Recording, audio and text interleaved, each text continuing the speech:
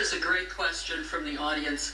While we as adults agree with you totally, how do we begin to reach our young children or grandchildren? How do we teach our young children or grandchildren about life in this respect, when those under the age of 7, the age of reason, will not understand these ideas in the midst of this society? But I think kids, unless they're conditioned otherwise, don't come into this world believing themselves to be Christians or Muslims or Jews. I mean, we give them these ideas. They don't just pluck them out of the ether. And so it seems to me that simply giving honest answers to their questions, and certainly lifting this taboo of saying I don't know. I mean, we are so reluctant to say I don't know. And incidentally, scientists are the people who are really good at saying I don't know. They say I don't know all the time because they're terrified that some specialist is going to be in the room who knows so much more about what they've been asked that, you know, you can almost never get a scientist to weigh in on anything but his most narrow area of specialization. And this is slightly off topic, but notice the fact that science is paying a price for this, in that fundamentalists are really good at using the candor of science against it.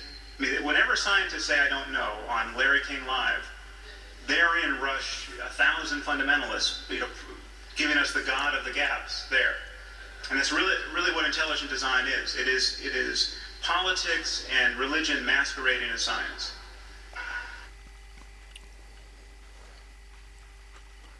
The actual answer to this, Sam, would be we give to our children at the age of 7, when they start thinking and developing their brains, the fables of their cultures. For instance, we Hellenists, we have Aesop myths. The Aesop's ethical little stories, which are so distinctive and picturesque, on developing a little story, and at the end of it we have an ethical result, an ethical lesson. They are pretty much fashioned for the children when they're going to school in early age. At the same, they can happen to other nations in the world.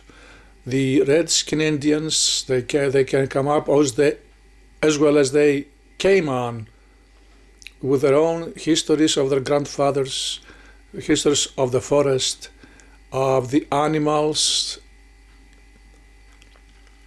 and the long time fairy tales, which are very well embroidered into their own fables, make sense, and they can identify themselves with their past, since their own people, the children's old grandfathers and grandfathers and their fathers are tied up with these fables. So they become part of their educational upbringing. The same thing can happen to any traditional culture in the world, which all of them, they have stories and myths coming out of their long span of time. The teachings on Christian and Muslims are just technical things which they don't represent, and they don't make any impact on the soul of the children. We grew up like this, and nothing is left in us which can stigmatize and become fruitful and useful to our lives.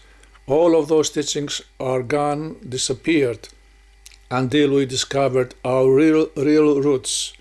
So education from the children, the public school, teaching those little beautiful fairy tales of their ancestors.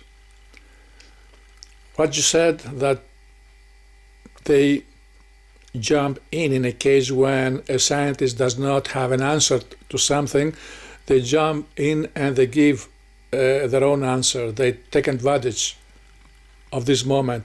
This is, you should have said that, this is nothing else but dishonesty, hypocrisy,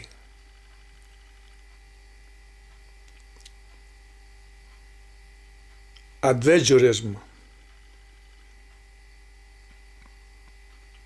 because they don't give any stable answer, any logical answer. They just bring forth the answer that, you see, you cannot know either, but God knows. Those superfluous